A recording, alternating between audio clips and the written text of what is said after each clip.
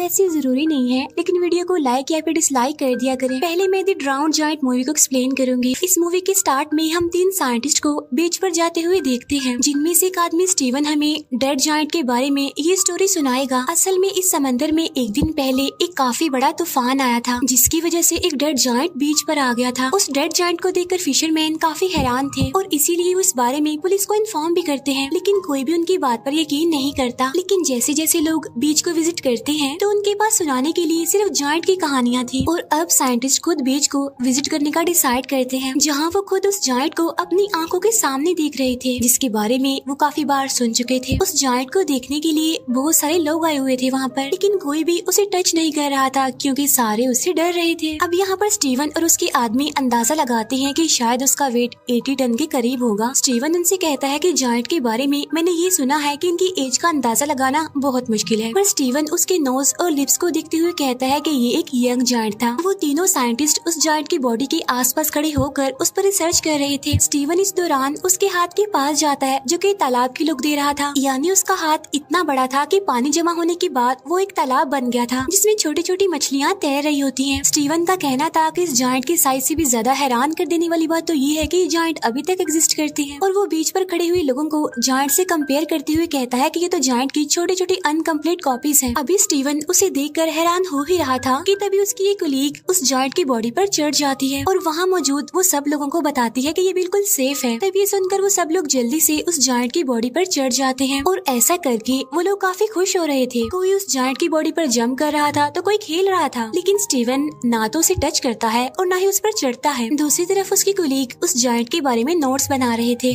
और जैसे जैसे टाइम गुजरता जा रहा था वहाँ उस जायंट से खेलने के लिए लोग कम होते जा रहे थे, क्योंकि सब लोग अपने अपने घर जा रहे थे। फिर 3 दिन के बाद स्टीवन दोबारा यहाँ पर आता है, क्योंकि उसका उस जायंट में इंटरेस्ट बढ़ गया था, और उसका दावा था कि उसे इस जायंट पर नजर रखते हुए कोई भी परेशानी नहीं हो रही है, क्योंकि वो जायंट उसके आसपास के लोगों की निस्बत ज्यादा जिंदा था। फिर वो दिखता है कि वहाँ पर कुछ बच्चे जायंट के ऊपर स्लाइड खेल रहे हैं, और कुछ आदमी तो उस जायंट को काटने की तैयारी कर रहे थे। तो आज वो जायंट के पास देर तक रुकने का इरादा करता है ताकि जायंट के पास कोई भी ना हो, लेकिन जैसे ही वो जायंट के पास आता है तो वो दिखता है कि जायंट डिके होना स्टार्ट हो गया है, और उसका हर एक बॉडी पार्ट काफी अजीब दिख रहा है। अब यहाँ वो जायंट के कान पर एक लड़की को देखता है, जो उस जायंट के कान को एज अ चेयर यूज कर रही थी। स्टीवन नोटिस करता है कि जायंट के फेस से उसकी यूथफुल लुक खत्म हो गई है, यानी अब वो जवान नहीं दिख रहा। तब वो अंदाजा लगाता है कि समंदर में बहुत अरसा रहने की वजह से उसके टिश्यूज खराब हो गए हैं, जिसकी वजह से उसकी बॉडी काफी जल्दी खराब हो गई है। स्टीवन जायंट के फेस पर एक इंसेक्ट देखता है, जो कि उसके मुंह में जा रहा था। तब स्टीवन सोच रहा था कि इंसेक्ट के उसकी मंजिल तक पहुंचने से पहले ही ये जायंट डिके हो जाएगा, और अब स्टीवन बहुत ज्यादा हिम्मत करके उस जायंट के ऊपर चढ़ता है। अब जायंट की चेस्ट पर चढ़ने के बाद वो जायंट की बाजू को देख रहा था, जो बिल्कुल डिके हो चुका था, और कुछ बचा हुआ पार्ट्स इंसेक्ट्स और बाकी बर्ड्स खा रहे थे। यहाँ अब उसकी आंखों के ऊपर अब एक अजीब सा कवर आ गया था, जो कि उसकी आईज को भी एक तालाब जैसी लुक दे रहा था। फिर स्टीवन उसकी आंखों में अपना शेडो देखता है और सोचता है कि इस जायंट के डिके होने की तकलीफ उस तकलीफ से कम है जो उसे तन्हाई ने दी है। इसके बाद वो यहाँ से चला जाता है। फिर नेक्स्ट टाइम जब स्टीवन उस जायंट के पास जाता है तो देखता है कि उसकी आर्म्स और लेग्स डिके हो चुके हैं, और अब वो उसकी बॉडी को गौर से देख रहा था, जहाँ पर जायंट की बॉडी की इंसल्ट की जा रही थी, और इंसल्ट करने वाले कोई और नहीं बल्कि इंसान ही थे। अब हालांकि ये जायंट भी तो इंसान की तरह का ही एक क्रिएचर था। फिर नेक्स्ट डे स्टीवन जब दोबारा से उस जायंट के पास आता है तो वो देखता है कि उस जायंट का तो सर भी उतार दिया गया है, और बर्ड्स और इंसेक्ट्स उस जायंट को खा रहे हैं। अब सर के बगैर उसकी बॉडी इंसानों जैसी बिल्कुल भी नहीं लग रही थी। अब इसी के साथ ही स्टीवन और इस डेड बॉडी का रिलेशन भी कम हो रहा था, जो कि इस डेड बॉडी ने बनाया था।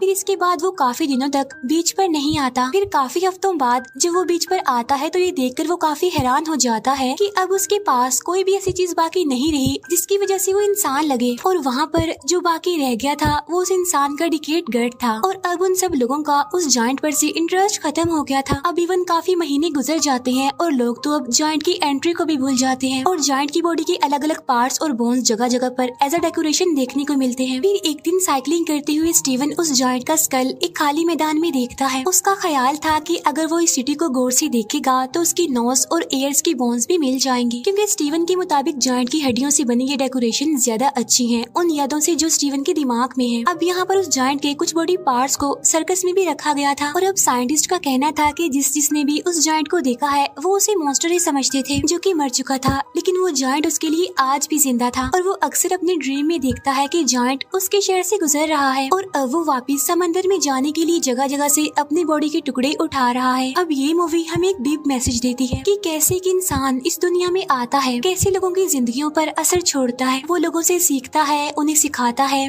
लेकिन फिर जब वो इस दुनिया से चला जाता है तो लोग उसे भूल जाते हैं। इवन दिन, महीने, साल गुजर जाते हैं लेकिन कोई उसे याद नहीं करता। सेम ऐसे ही जैसे हमने इस मूवी में देखा कि कैसे एक जायंट आया और सबके अट्रैक्शन बन गया, लेकिन फिर वही बात, दिन, महीने, साल गुजर गए लेकिन किसी को वो याद नहीं रहा। असल में यही इंसान की जिंदगी का कड़वा सच है कि जब तक कोई इंसान जिंदा रहता है तो लोग उसे याद रखते हैं, लेकिन अगर वही इंसान मर जाए तो थोड़े ही दिन बाद लोग उसे भुला देते हैं। और अब मैं एक्सप्लेन करूंगी आइस एज मूवी को। इस मूवी के स्टार्ट में हम एक कपल को देखते हैं जो कि एक न्यू अपार्टमेंट में शिफ्ट हुए थे। उनमें से आदमी जिसका नाम रोब था वो अपने घर में कुछ सामान लाते हुए नजर आता है। मीनवाइल उसकी वाइफ गेल घर में सामान सेट कर रही होती है। गेल को अपने इस न्यू अपार्टमेंट में एक पुराना फ्रिज नजर आता है जो कि लैंडलॉर्ड इस घर में छोड़ गया था। अब गेल उस अगली फ्रिज से परेशान थी, पर रोब उसे कहता है कि पुरानी टेक्नोलॉजी में जरूर कुछ अमेजिंग होता है, जिस पर गेल टॉन्टिंग वे में कहती है हाँ ये अगली सी मोटर जो इसके ऊपर लगी हुई है। अब गेल यहाँ पर न्यू फ्रिज रखना चाहती थी लेकिन रोब अभी न्यू फ्रिज अफोर्ड नहीं कर सकता था। गेल अपने हस्बैंड की चालाकी को मजाक में उड़ा देती है। अब वो दोनों इस इशू को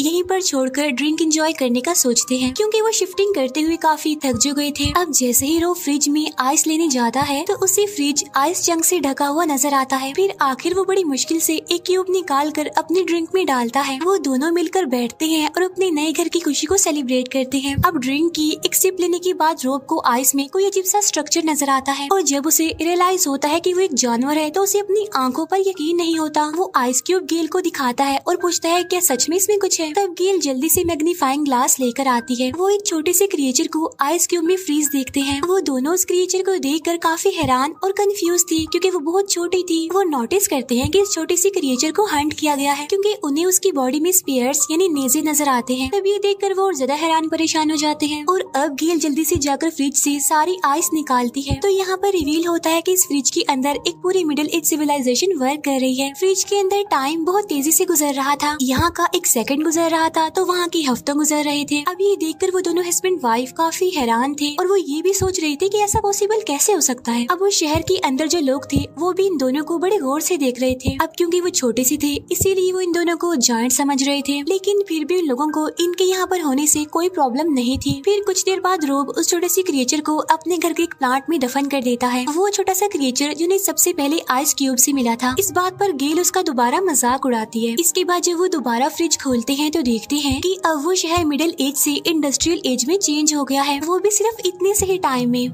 क्योंकि वो सिर्फ थोड़ी ही देर के लिए फ्रिज से दूर हुए थे, लेकिन उस शहर में तो सदियां गुजर गई थी और अब उनके देखते ही देखते वहाँ पर कुछ ही मिनट्स में बड़ी बड़ी बिल्डिंग्स बन गई थी। अब ये देखकर रोब काफी उदास था क्योंकि वो उस टाइम को मिस कर रहा था जो उन्होंने स्टार्ट में देखा था। वो सोच रहा था कि फ्रीजर के अंदर के लोग उन्हें क्या समझते हैं, क्या वो इन्हें गौर तो नहीं समझ रहे।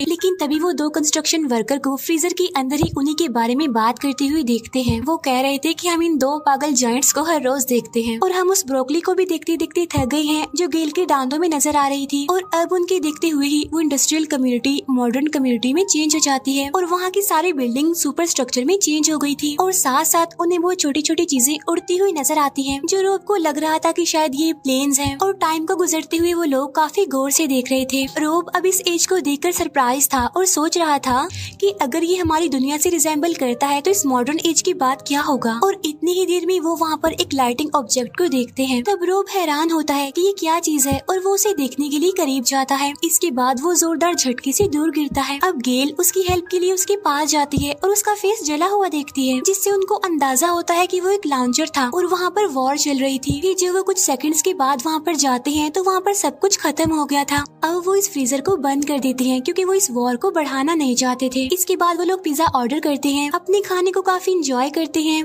और अब उनको तकरीबन 1 घंटा गुजर गया था। उन्होंने अभी तक फ्रिज को खोल कर नहीं देखा था कि वॉर खत्म हो गई है या फिर नहीं। अब रोब कहता है कि हमें उस फ्रिज को दोबारा खोलना चाहिए, लेकिन इस बार वो शायद डर रहे थे। वो वहाँ पर सब कुछ खत्म हुआ देखने से डर रहे थे, लेकिन जब वो फ्रिज खोलते हैं तो वो काफी हैरान रह जाते हैं ये देखकर कि वहाँ पर वॉर खत्म हो गई है और छोटे छोटे इंसानों ने सब कुछ रिकवर कर लिया है। वो वहाँ छोटी छोटी फ्लाइंग कार्स को भी देखते हैं जो कि सिटी में पर्ल्स की तरह लग रही थी। वो सिटी की इस स्टेज को अपने फ्यूचर से कंपेयर करते हैं।